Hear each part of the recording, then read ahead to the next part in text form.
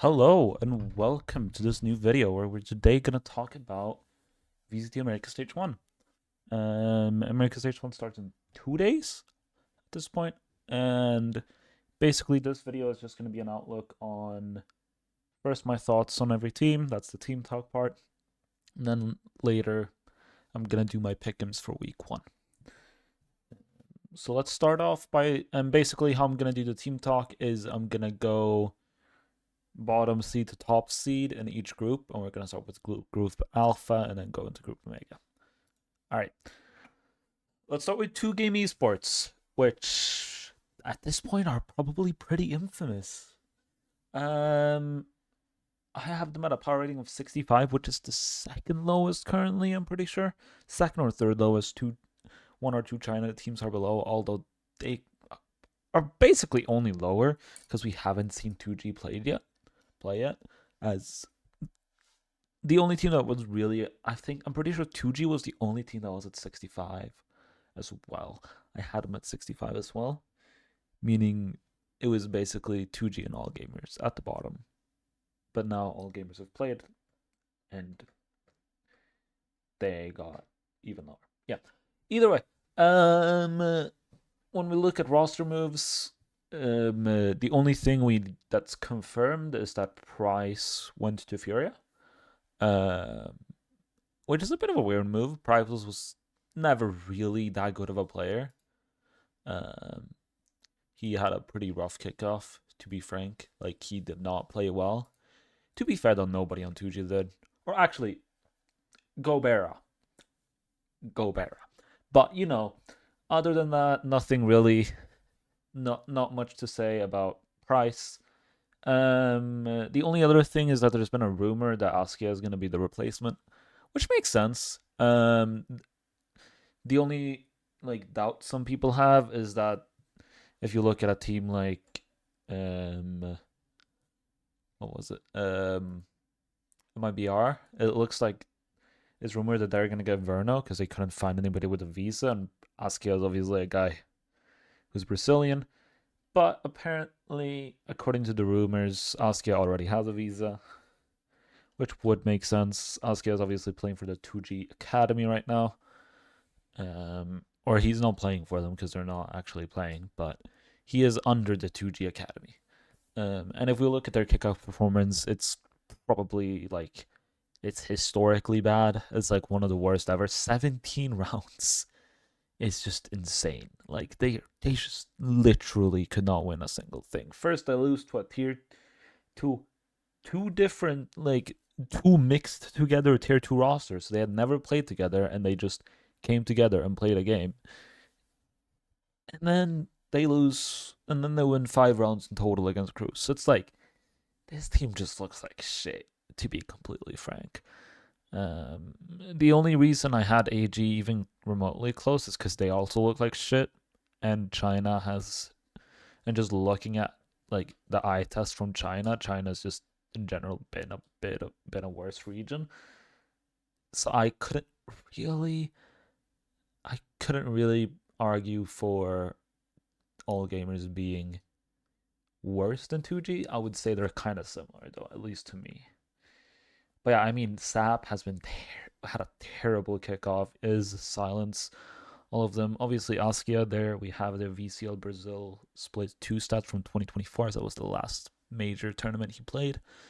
And yeah, I mean, the problem, I feel like one of the bigger problems with this team is just they can't play Spike yet.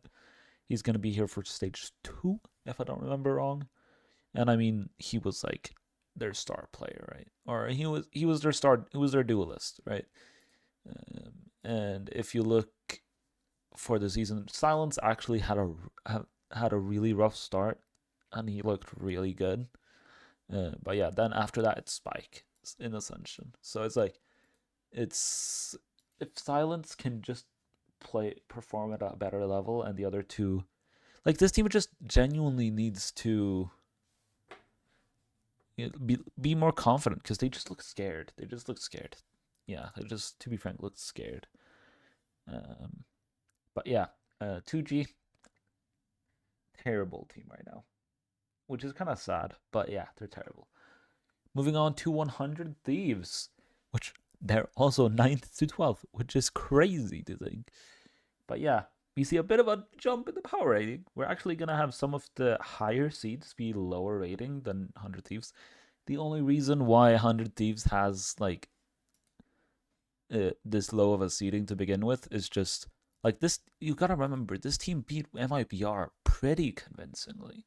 But yeah, then they got put against Sentinels and NRG, and it's like, okay, that's unlucky. And to be fair, they did keep basically every single map close. The only map that wasn't close was their win against Sentinels, where they 13-4'd them on split. But yeah, this team is good. I mean, Boostio had a rough tournament, yeah. Sander, maybe you could argue, had a rough tournament as well, but it was also his debut tournament in Tier 1. So you can't really judge him too much. And then I mean Cryo EU Azuna, they're always gonna look good.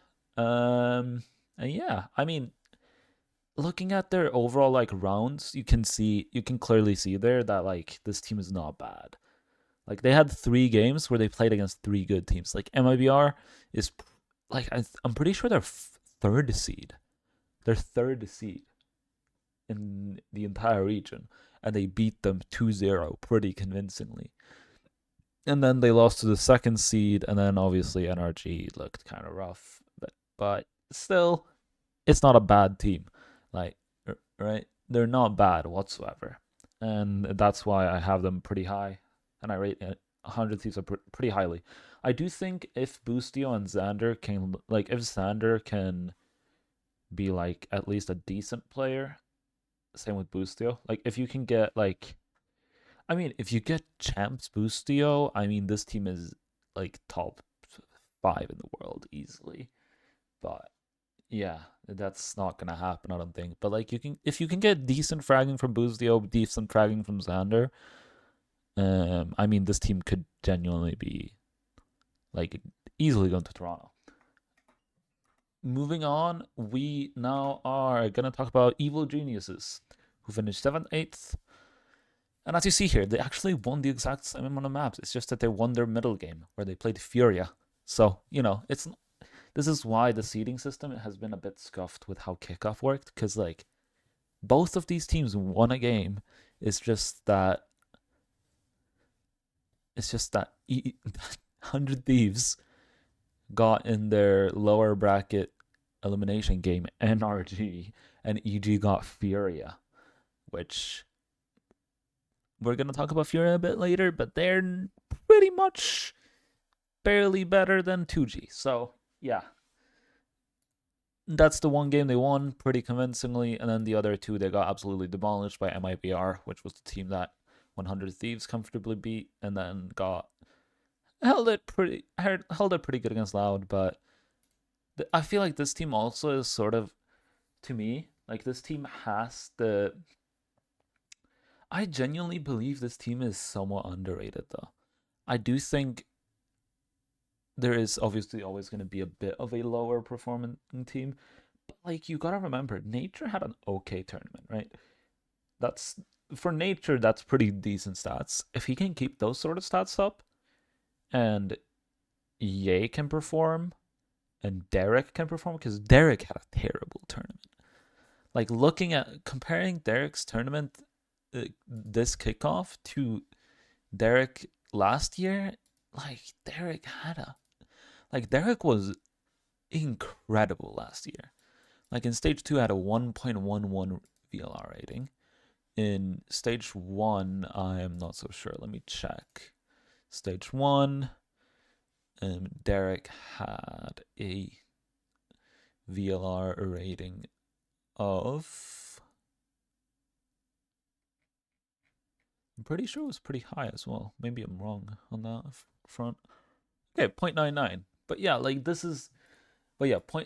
I'd say like Derek is probably like maybe slightly higher than Superman in terms of like what his average should be. So this tournament is very low for being Derek, very low.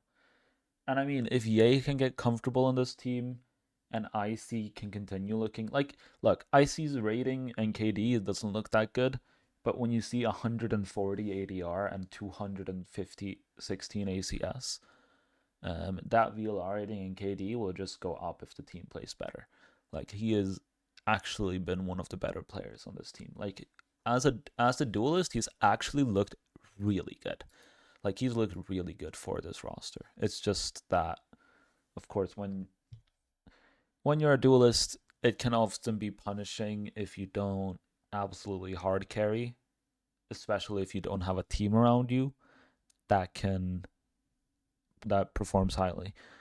But yeah, I think this team could genuinely like be competing for, like, they're gonna compete for playoff spots, obviously. But I genuinely think this could be like a dark horse coming into America's playoffs. Genuinely.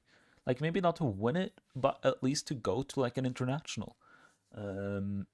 Although obviously their kickoff wasn't amazing, I think if they put some things together, especially with their coach being Potter, like, this team has so much potential. I genuinely believe that. Maybe not to win an event, but at least to go to an international. I don't see why they wouldn't be able to. Like, genuinely. Moving on to Loud, and Loud's rating is somewhat close to 100 Thieves here. And I think that's for a reason. Loud has looked really solid. I mean, DGZ looked like, I was so wrong on DGZ, man. 2A's had a bit of a rough tournament though, and Vinny looked alright. I genuinely think Vinny's IGLing looked really solid as well. I do think they had a rough game against Crew the second time. But other than that, I mean, they kept it close with Sentinels. This team is actually looking pretty decent.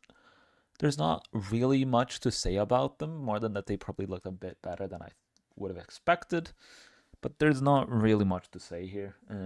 They're gonna be a solid team. I don't think there's much more they're gonna be. I don't think, like, their peak is not very interesting to me because I don't think they have that high of a peak. But at the same time, it's the same on the other way around, where I don't see them having many big lows, basically. Moving on now, we have Crew Esports, which are only one rating above, but I would say I am more confident in, especially at their peak. Like, Kesnet, we all know how good he can be. If Meltzer can keep up these sort of levels, like, he is insane. Shy is absolutely ridiculous. Mazzino had a bad tournament as well. Like, if we know what Mazzino can do at his peak, and Adverso's IGLing looked solid this tournament, I mean, Crew could genuinely make Toronto. I think Crew should be like a favorite to win, to go to Toronto, at least to go there. They they're genuinely a really good team, and I think they're really fun to watch. And I genuinely believe, along with, I'd say, like, G2 are probably pretty much a lock to go to Toronto if they continue playing like they have. And other than that, it's like, maybe you could argue Sentinels, because it's like, but even then, like, if they look as shaky as they did in Bangkok, I don't know. And then after that, it's probably Crew for me, like, genuinely. And sure, there's going to be some teams with some higher power rating, but also these power ratings are based on what I've seen in the games. So, like, roster moves and things like that won't take effect to that rating. And roster moves, it's a bit difficult to also gauge the power ranking with roster moves being made. But I would say in general, a roster move will usually put my power rating down a bit. But yeah, the only reason we would put it down is because there's always going to be that little bit of uncertainty. But I could still expect the move to be a good move or a bad move. Moving on to Sentinels. Yeah, it was a rough Bangkok, but we gotta remember still, I think, that their kickoff performance was great. And you see that 9-8 and +6 rounds, but you gotta also remember that most of their lost maps are G2. They lost 2-0 to G2 and then lost 2-3. Like, that's 5 out of 8 maps which they've lost solely to G2. Like, that means that, and sure, they won 2 against G2 as well, but other than that, then they're 7-3. And also G2 kind of crushed them on a lot of those maps as well, meaning the round delta without G2 is probably a lot higher as well. But yeah, overall, this team looks solid in kickoff, man. I do think Second looked really good. John looked really good. Bang looked solid. Narrate looked okay. Celsius obviously had some. I feel like the one concern I have is mostly just Celsius consistency. Same with Narrate actually. I think both Narrate and Celsius have had struggled a bit with consistency. Bang, maybe slightly, but I'm more confident that Bang is not really. I feel like Bang is more consistent, and obviously John and the second are just always going to be insane. Second has had some rough maps, but it's very rare. But yeah, Celsius and Narrate being a bit inconsistent has been my concern so far. And yeah, I mean, we saw that. Like, Celsius at the end of kickoff literally was one of the best players on the team. And that's why his rating is actually like somewhat decent. But at the start of the event, he had one of the worst ratings in the entire tournament. And that's concerning to me. And there is, well, although it was maybe not as much in like streaks like that, it was more game to game. I do think Narrate has those kind of stinkers games while also having a game like that. When he played against Team Liquid and they're all like 32. Like, he can have those sort of games where it just looks insane, but then he can just have a day where he just looks completely off, and it's a bit concerning. But I think if the more this team gets to play, the better I think they'll look. I do have my concerns though that the roster isn't as strong as I feel like people think they are. Just simply because we saw last year they won the first event. I think the reason though for why they won the first event last year, although I do think this roster is similar in strength, I do think the reason they won the first event, and we saw that the later the year went on, was that most teams just hadn't really fully figured themselves out yet. As after that point, they really never got back to that sort of like top tier level. And I felt like it was had more to do with just the intense off season that Sentinels have had, and just them looking really good in the off season and playing really well, and then coming into Madrid, they really just they had basically they were the only team that had played a lot up to that point against actual teams. They had played so much in the off season, and you could see it. As after that point, they never really got to the same heights. Moving on now to Group Omega, and we start with Furia, where, yeah, this is probably the second worst team in the region, or not probably, it is the second worst team in the region, and Muzera goes inactive, and Price is coming in instead. Muzera, I'm a bit surprised, although at the same time, it's like MW Zera is like he was not comfortable on the role they were playing him in. He was more of an aggressive player, and they were playing him in a role where he was more of a supportive player. And like we saw that statistic somebody put out, which was fucking crazy, um, which said that like they had like an 80% win rate in rounds where Muzera actually threw his flashes, and they lost every single round where he didn't. And it was like majority of the rounds obviously was rounds where he didn't. So that was a pretty funny stat. Khalil had a good tournament. Otherwise, though, this team just looked kind of shit overall. I don't think Price is much of a like improvement on Muzera, but at least I will say he's probably more of a supportive player as he is. So, and you see that 0-4. I'm not counting that first game where they had like a reserve roster, like that tier 2 roster where they won against 2G. I'm not counting that. But yeah, this Fury roster is looking kind of rough. And I think they're going to be the worst in their region. They could maybe make an upset win. I think 2G could if they figure some things out. But both these teams are looking really, really rough. Moving on to the second bottom seeded team, we have Cloud9, which once again, this is a Cloud9 where it's like, how can you really call this team a bottom seed? Because they did win a game, you know, they won against NRG 2-0, and I just realized it should not be 2-4, it should be 3-4, as they did win a map against MIBR as well. But like, other than that G2 game, they looked pretty competitive, right? They looked pretty competitive. It's just that there's a bunch of good teams, and they just got unlucky with their drawing kickoff. I don't think they could have gone to Bangkok, but they were a pretty good team. Like they are still a pretty good team. I don't know how these stats look because obviously I don't know if I counted with that third map win in the other stats. But either way, I mean, Oxy had a bit of a rough tournament as well. But at the same time, you got to look at this Cloud9 team and say, like, sure, yeah, that's the case. But also, the one time they did win was 2-0 against Cloud9, and it was with Seppa dropping 28 kills on the first map and 26 on the second.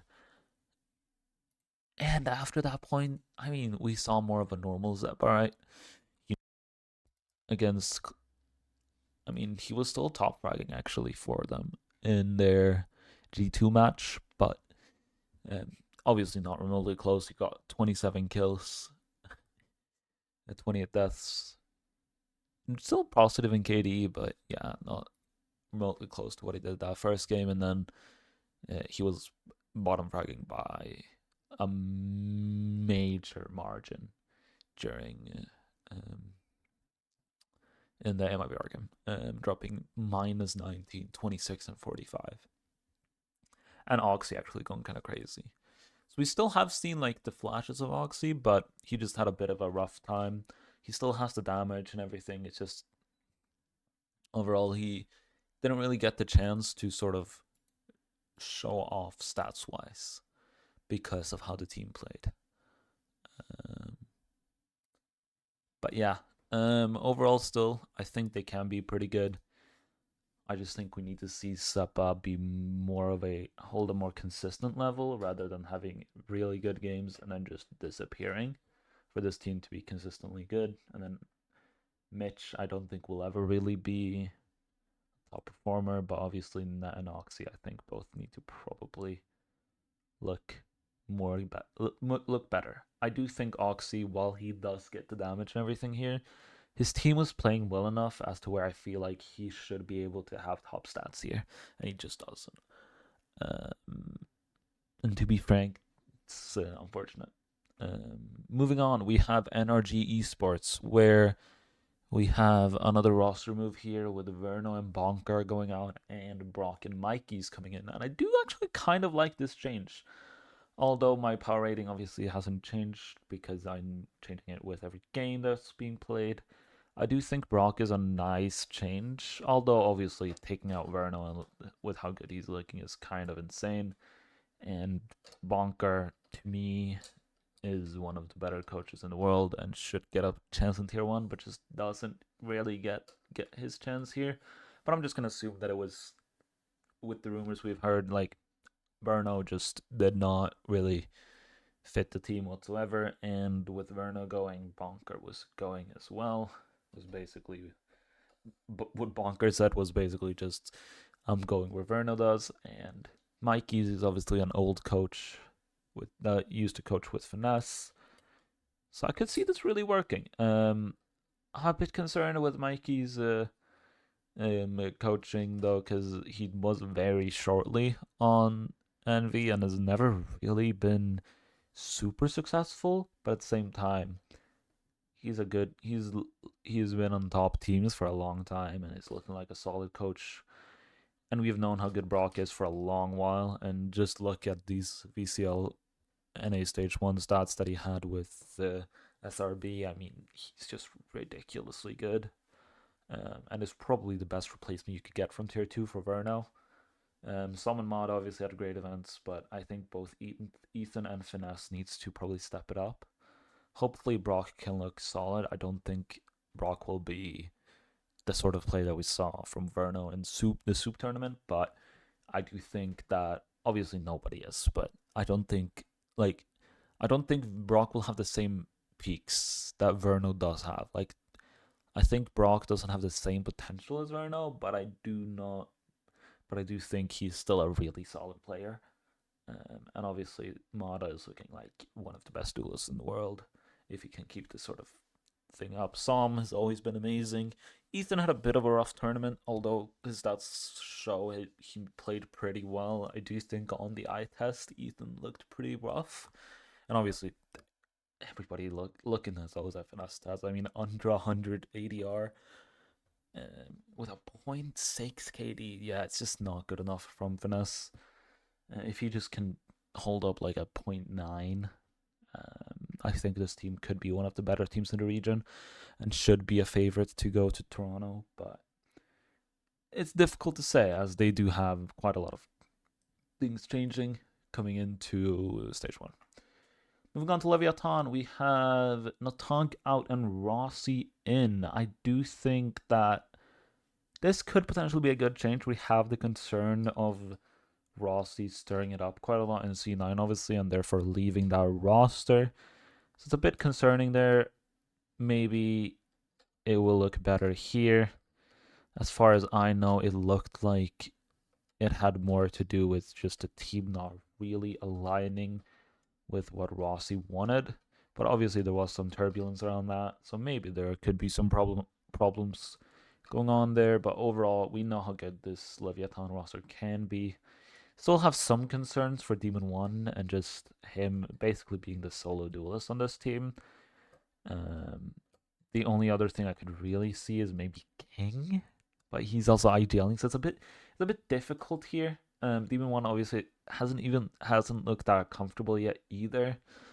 And being the only guy, maybe you could put Tex on it. I could see that happening. I'm pretty sure Tex used to be a duelist, right? Has he just been full-time Senti? No, he used to play duelist a bit. Don't know when that was, if it was on the guard. I'm pretty sure he didn't play it on the guard though. I might be wrong on that. But I'm pretty sure he's played duelist before, but yeah, that's the one thing I could see him being like. But at the same time, maybe race. Okay, maybe race. Maybe he can learn Euro as well. But yeah, I'm a bit concerned because Demon 1 has never really been the guy to play a bunch of main duelists. And has never really looked comfortable on that role, but we'll see. There are some concerns with this roster. I could see them making Toronto, but I do have more concerns here than I do with NRG. As I do see this roster being a bit odd with the roles and everything.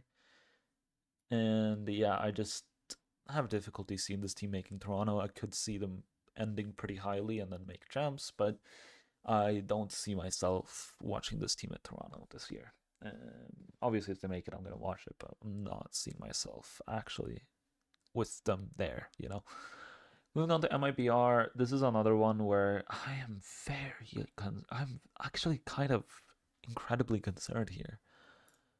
As first off, MIBR's run, I think, looked a lot better than what it actually was. They obviously got absolutely demolished by 100 Thieves, and then went on to be win 4 games in a row, 3 of them being extremely close to Cloud9, Leviathan, and Crew, and then 1 not being as close against DG, and then getting absolutely demolished by Sentinels. I don't think this roster was very good, but at the same time, it's like they were basically Aspas and friends.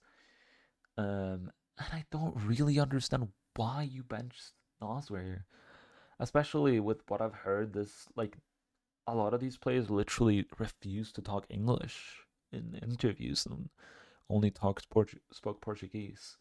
So seeing Verno come in, which is the rumor right now, which basically most people say is because of visas and such.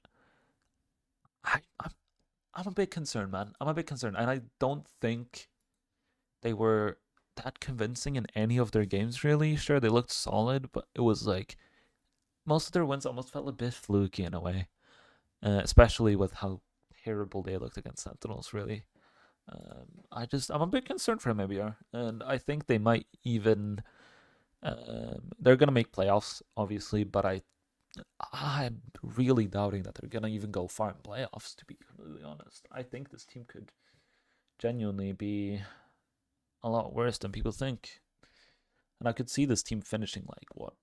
I don't think they're gonna lose to Furo 2G. don't see them gonna blow HG there. But if you look at this group they're in currently, MIBR, I could genuinely see them ending outside of playoffs here. When I think about it, yeah, I could see C9 beating them, and then Lev NRG G2. I think NRG G2 are probably gonna be above them no matter what. Then it's about Lev C9 MIBR that will be fighting for those two spots.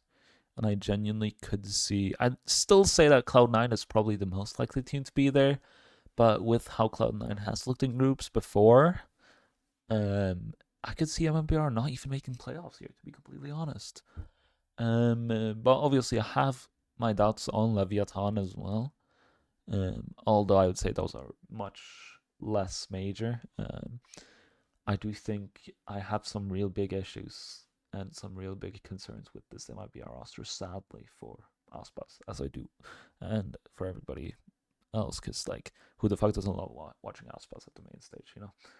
But yeah, moving on to the final team, we have G2 Esports, which I'm going to be pretty quick here and just say this is arguably the best team in the world. I mean, they are genuinely that good, and I think I would even argue that if we watch that final, if we play that final again 10 more times, G2 probably wins 7 of them at least. I would say G2 are better than T1 and a more consistent team. I do think they caught T1 in insane form, and G2 was kind of slacking maybe at the end there, losing 2 maps in OT and everything. I do think this G2 team, though, straight up is just best team in the world right now, and yeah, I do see them winning kickoff or stage 1. And I genuinely think I was watching the Plat Chat podcast, and I genuinely agree with what they said there. That currently, I would probably take a G2 over the field to win stage 1, which is crazy. So basically, if you don't know what that means, it's basically I would genuinely think G2 themselves have a higher chance than any other team in America is winning it. But yeah, it's I think this team is just straight up the best team in the world right now, and I think also on top of that, or at least second, and also on top of that, I don't think there's one America's team that have proven that they are remotely close. But yeah, moving on to the games now for the first week. We start with NRG C9. These are going to be pretty quick.